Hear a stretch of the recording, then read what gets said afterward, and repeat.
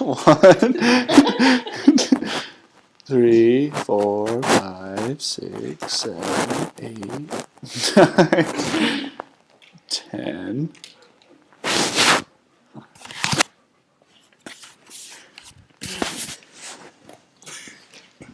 Is it good? Yeah, that's good. Go. My name is David Day. This is for my informative speech. I'm going to inform my audience today about the history of blues music.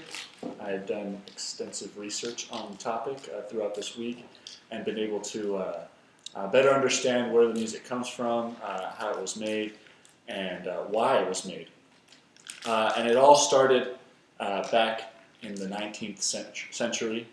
It was mainly done by slave owners or slaves who would sing blues music to get the day back or pass the day by. A lot of it was sad music as they were working. They were fortunate to have to work as slaves without any pay, so they had to sing songs to get them through the day in order to be happy.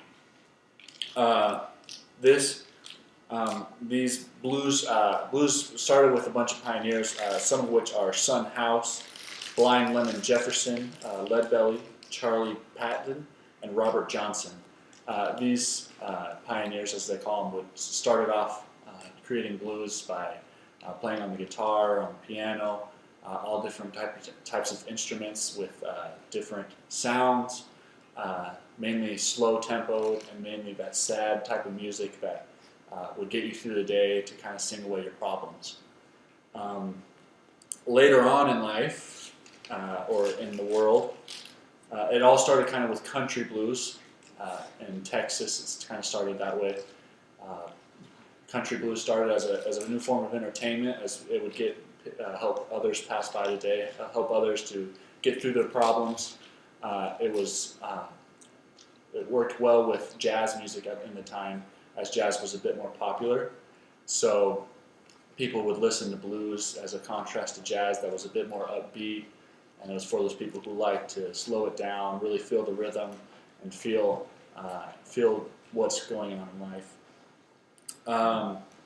Then that originated, as the blues grew, it originated, or not originated, but it grew throughout the country.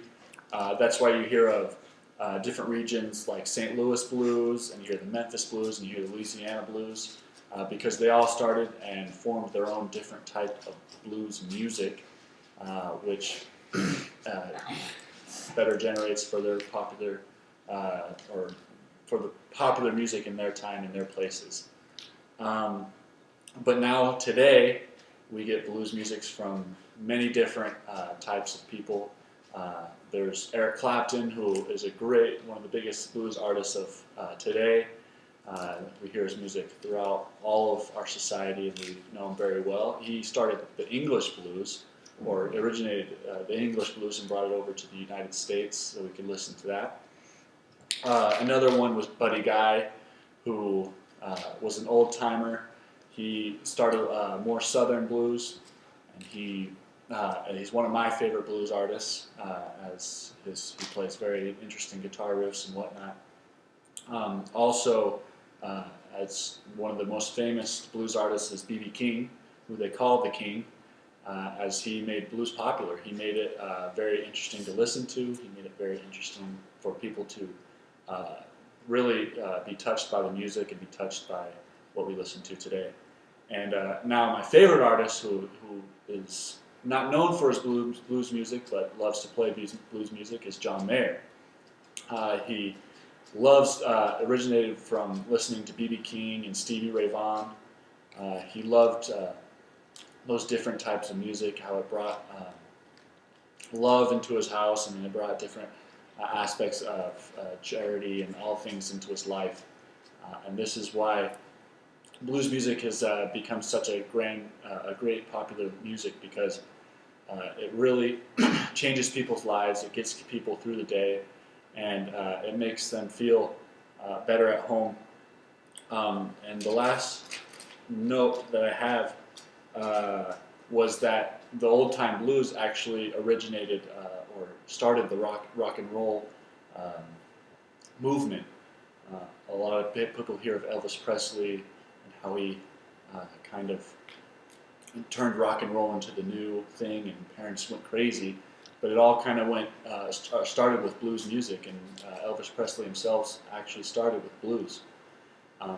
That's why this is such a big movement in music. It's because it started many different forms of music that we now listen today. And I appreciate you listening, and I appreciate you for wanting to hear what I have to say about blues music. Thank you. And I still have all the people here.